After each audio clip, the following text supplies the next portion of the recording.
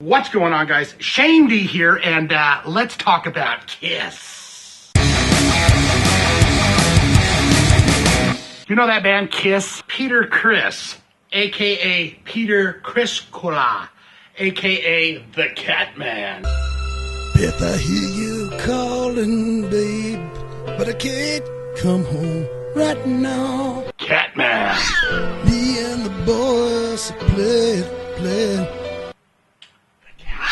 Say what you will about Peter Criss, but there's a few things that I have learned that have made me say, You can say Peter Criss was a great drummer. You can say Peter Criss was a bad drummer. You could say that Anton LaFig went in and did all of his drum tracks on the Destroyer album. You can say that Gene and Paul are great people. You can say that they're bad people. You can say that Ace Frehley's a bad person. One thing that you cannot take away from Peter Criss is the huge number one song that he solely had a hand in doing for the band KISS. Just a few more hours, and I'll be right home to you, baby.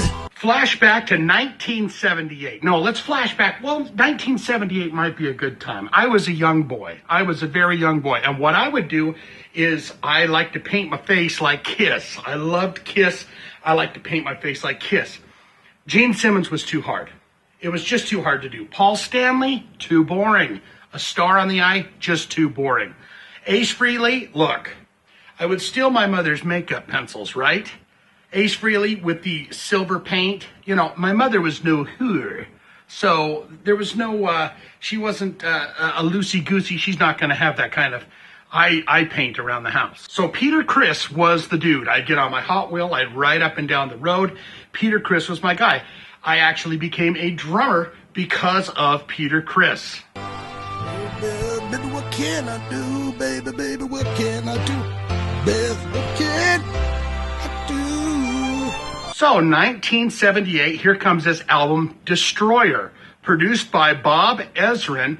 And I learned that Beth was not wanted on the album whatsoever. Gene and Paul did not want the song Beth on that album. It turned into a number 7 on the Billboard charts. The next biggest hit that they would have is in 1979 with I Was Made for Lovin' You.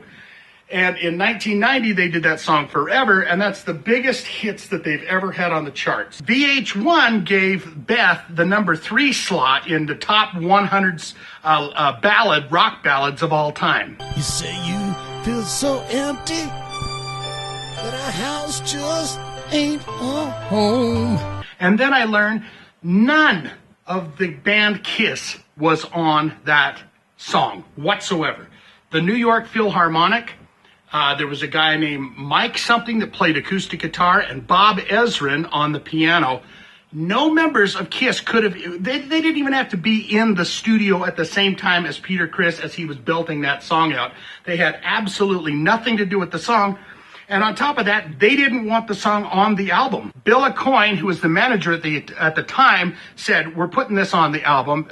Gene and Paul were not happy with that, but they went along with it. And it was going to be the B-side to Detroit Rock City. I'm always somewhere else.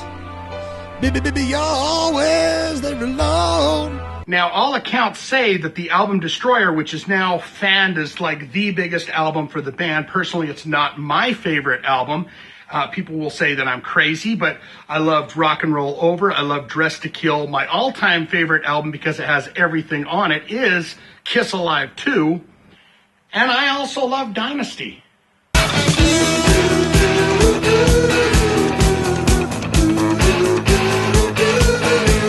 Peter Criss was in many bands before he was in KISS, and he was in a band called Chelsea. And at the time, the song was called Beck, What Can I Do? Because they had a guitar player, or they had a member in their band named Mitch, and every time they were at band practice, the girlfriend would call to find out when he was coming home, what he was doing, what's the holdup, and her name was Becky. So the song was actually called Beck, What Can I Do? Just a few more hours, baby, home to you.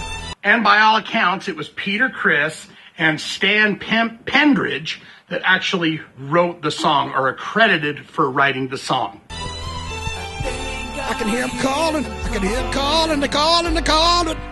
Beth, what can I do? Baby, baby, baby, baby, Beth, what can I do? And this one song that none of the members were ever on playing any kind of instrument of any kind becomes the biggest song that KISS would ever have. What say you? Put it in the comments below. Am I crazy? Is this wackadoo? What do you think about Eric Carr singing? I think that's I don't think that's right. You know, wear the makeup all you want, do what you gotta do. But that song right there, don't make a mockery of that. Everybody knows the Peter Criss voice. That's all I got. Like, comment, subscribe, be my friend, and put the comments below and tell me what you think about this crazy, wacky news. All right? Swinging in for that kiss. I'll talk to you again soon. I will. Beth, I know you're lonely, and I hope you'll be alright. It's me and the boys will be playing all night.